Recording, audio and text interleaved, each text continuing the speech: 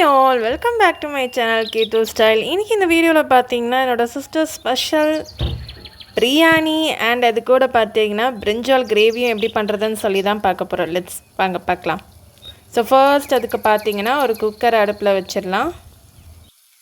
நல்லா சூடானதுக்கப்புறமா ஒரு 2-3 டேபிள் ஸ்பூன் அளவுக்கு எண்ணெய் சேர்த்துக்கோங்க. அண்ட் எண்ணெய் நல்லா சூடானதுக்கப்புறமா இதுக்கு மெயினே பார்த்தீங்கன்னா ஆனியனை இது போல் நல்லா ரொம்ப மெலிசாக கட் பண்ணி எடுத்துக்கோங்க. பிகாஸ் அப்போ தான் ஒரு டெக்ஸ்சர் பார்த்திங்கன்னா நமக்கு நல்லா கிடைக்கும். ஸோ இது போல் நல்லா மெலிசாக கட் பண்ண வெங்காயத்தை நல்லா வதக்கிக்க போகிறோம். இதுக்கு மெயினே பார்த்திங்கன்னா ஆனியனோட கலர் நம்ம எந்த கலரில் கொண்டு வர போகிறோன்னு சொல்லிட்டு தான் வாங்க பார்ப்போம்.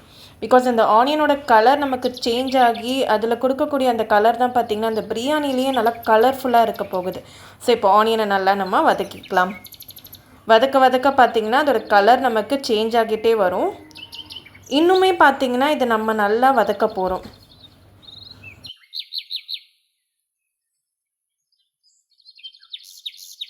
இன்னமும் பார்த்திங்கன்னா வதக்குனது பத்தாது. இன்னும் நல்லா பார்த்திங்கன்னா நல்லா டார்க்கிஷ் ப்ரௌன் கலரில் வரணும்.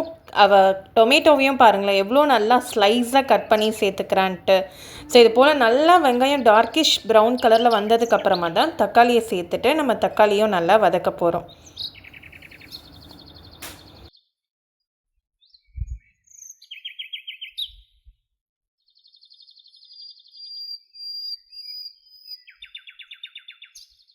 தக்காளி நல்லா வதங்கணும். அது கூடவே பார்த்திங்கன்னா தேவையான அளவு உப்பு போட்டுட்டு நல்லா வதக்கிக்கலாம். நம்ம எந்த அளவுக்கு வதக்குறோமோ அந்த அளவுக்கு பார்த்திங்கன்னா பிரியாணி நல்லா டேஸ்ட்டாக வரும். இது போல் நல்லா வதங்கினதுக்கப்புறமா ஸ்டவ்வை ஃபுல்லாக ஸ்லோவில் வச்சுக்கலாம்.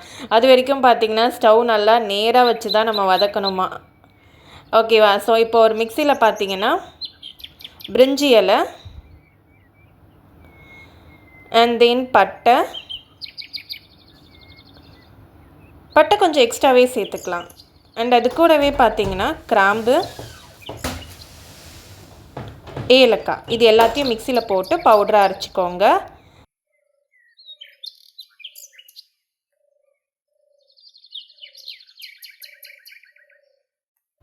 இது கூடவே நம்ம அரைச்சி வச்சுருந்த பிரிஞ்சி இலை, பட்டை, கிராம்பு, ஏலக்காவெல்லாம் சேர்த்துக்கலாம். காரத்துக்கு தேவையான அளவு மிளகாத்தூள் சேர்த்துக்கோங்க. நான் 1.5 டீஸ்பூன் அளவுக்கு காஷ்மீரி சில்லி பவுடர் ஒரு சின்ன டீஸ்பூனில், அது கூடவே 1/2 டீஸ்பூன் அளவு வெறும் மிளகாத்தூள் சேர்த்து நல்லா மிக்ஸ் பண்ணிக்கிறேன். இதுவுமே ஒரு 2 நிமிஷம் நல்லா வதங்கணும். இது போல் கொஞ்சம் நல்லா வதங்கி வரும்போது 2 டேபிள் ஸ்பூன் அளவுக்கு இஞ்சி பூண்டு பேஸ்ட் சேர்த்துக்கோங்க. பிகாஸ் இஞ்சி பூண்டு பேஸ்ட் தான் இதுக்கு நல்ல ஒரு ஃப்ளேவரை கொடுக்கும்.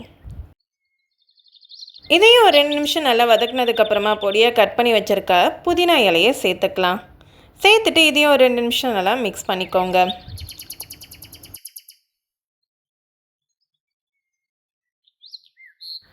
இது போல் நல்லா டெக்ஸ்சர் மாறினதுக்கப்புறமா அது கூடவே ஒரு சின்ன கப்பில் 1/2 கப் அளவுக்கு தயிர் சேர்த்து நல்லா மிக்ஸ் பண்ணிக்கலாம்.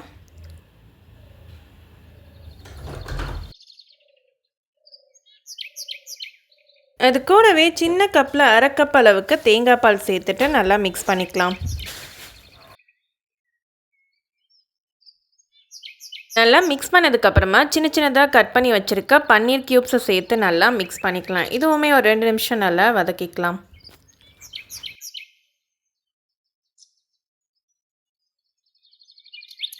அண்ட் இதில் 1 கப் அளவுக்கு தண்ணி சேர்த்துக்கிறேன். 1.5 கப் அளவுக்கு பாசுமதி அரிசி எடுத்ததுனால இதில் நம்ம 3 கப் அளவுக்கு தண்ணி சேர்த்துக்க போகிறோம். அண்ட் அரிசி பார்த்திங்கன்னா ஒரு 1/2 அன் ஹவர் முன்னாடி ஊற வச்சா கூட போதும்.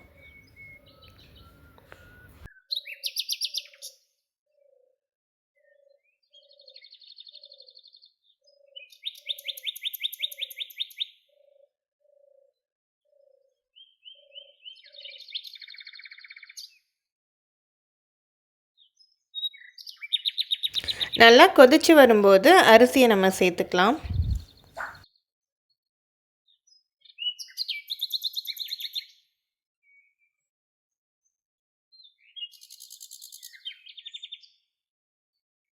அண்ட் தென் அரிசி போட்டு நல்லா கொதித்ததுக்கப்புறமா தான் நம்ம அந்த குக்கர் மூடி எடுத்து மூடி ப்ரெஷர் விடணுமா. ஸோ அதுக்குள்ளே பார்த்திங்கன்னா கத்திரிக்காய் கிரேவிக்கு ஒரு பேன் வச்சாச்சு. பேன் நல்லா சூடாகட்டும். அதுக்குள்ளே பார்த்திங்கன்னா சைடில் ஒரு பெரிய எலுமிச்சை சைஸ் அளவுக்கு புளியை பார்த்திங்கன்னா எடுத்து வச்சுருக்கா. இது நம்ம அடுப்புக்கிட்ட வைக்கும் போது சீக்கிரமாகவே பார்த்திங்கன்னா மெல்ட் ஆகி வந்துடுமா. இப்போ நல்லா கொதிச்சு வருதா? ஸோ இந்த டைமில் என்ன பண்ண போகிறோன்னா, நம்ம குக்கர் மூடியை மூடிட்டு ஒரு 2 விசில் போல் விட்டு எடுத்துக்கலாம்.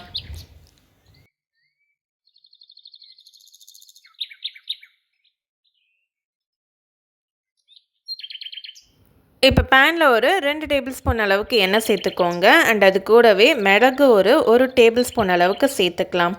மிளகு பிகாஸ் நம்ம சேர்த்து சாப்பிடும் போது தான் நல்லா எம்மியாக இருக்கும். மிளகு நல்லா பொரிஞ்சதுக்கப்புறமா சின்ன சின்ன பீஸா எவ்வளோ நல்லா மெலிசாக ஸ்லைஸாக கட் பண்ணி வச்சுருக்கா பாருங்களேன்.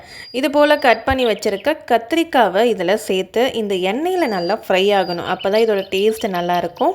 ஸோ இதை எண்ணெயில் நல்லா ஃப்ரை பண்ணிக்கலாம். இதோட கலர் பார்த்திங்கன்னா நமக்கு கொஞ்சம் நல்லா லைட் ப்ரௌனில் அந்த ஆயிலில் வதங்கி நமக்கு வரும்.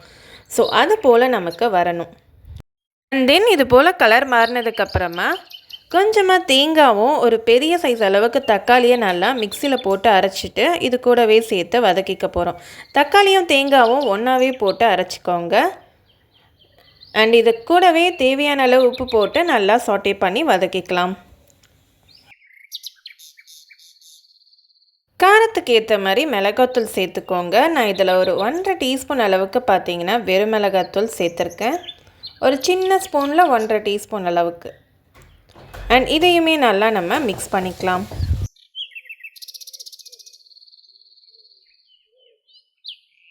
எடுத்திருந்த புளியை நல்லா கரைச்சிட்டு இது கூடவே சேர்த்து மிக்ஸ் பண்ணிக்கலாம்.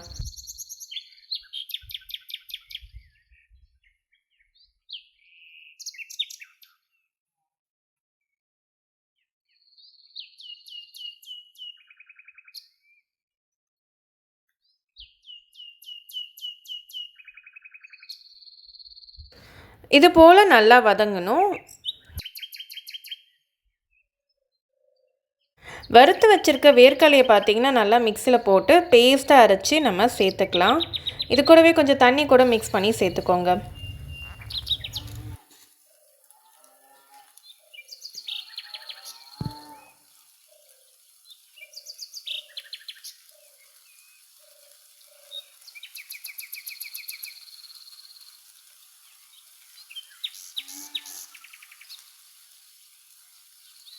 இது நல்லா மிக்ஸ் பண்ண நமக்கு கலர் நல்லா சேஞ்ச் ஆகிறது தெரியும்.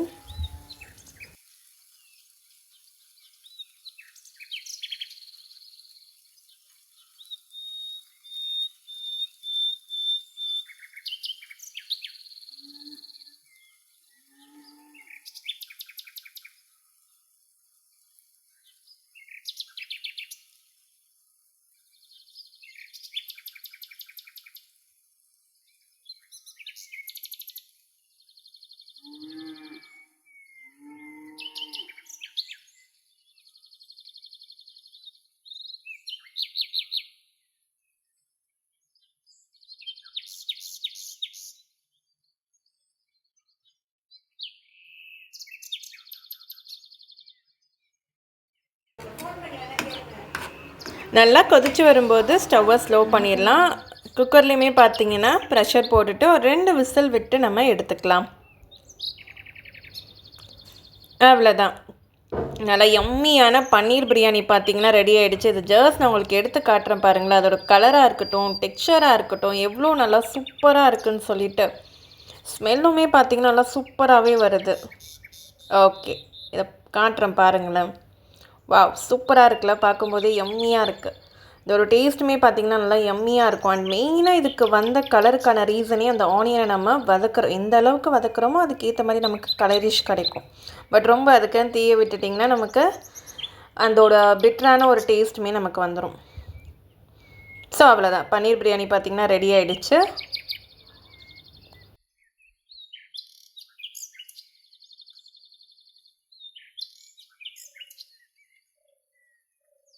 அண்ட் அது கூடவே அதோட சைடிஷான கத்திரிக்காய் கிரேவியும் ரெடி ஆகிடுச்சு. வா, பார்க்கவே எம்மியாக இருக்குல்ல. இந்த கத்திரிக்காய் கிரேவியும் இந்த பன்னீர் பிரியாணி கூட வச்சு சாப்பிடும் போது அவ்வளோ எம்மியாக அவ்வளோ டேஸ்ட்டாக இருக்கும். இது கூட நீங்கள் பார்த்தீங்கன்னா ஆனியன் ரைத்தாவும் கூட சேர்த்து சாப்பிடும் போது இன்னுமே நல்லா டேஸ்ட்டாக இருக்கும். அண்ட் ஆனியன் ரைத்தா பார்த்தீங்கன்னா நல்லா வெஜிடபிள்ஸ்லாம் போட்டு எப்படி பண்ணணும்னு சொல்லி ஆல்ரெடியாக சேனலில் போட்டிருக்கேன். அண்ட் அதோட லிங்க்கை பார்த்தீங்கன்னா கீழே டிஸ்கிரிப்ஷன்லேயும் மேலே டேக்ஸ்லேயும் தரேன். நீங்கள் செக் பண்ணி பார்த்துக்கலாம். அண்ட் நிறைய பேர் சப்ஸ்கிரைப் பண்ணாமே வாட்ச் பண்ணிகிட்ருக்கீங்க. ஸோ சப்ஸ்கிரைப் பண்ணலைன்னா மறக்காமல் சப்ஸ்கிரைப் பண்ணிவிட்டு பக்கத்தில் இருக்க பெல் ஐக்கானை கிளிக் பண்ணுங்கள். அப்போ தான் நான் போடுற ஒரு வீடியோவையும் நீங்கள் மிஸ் பண்ணாமல் பார்க்கலாம். தேங்க்யூ ஃபார் வாட்சிங்.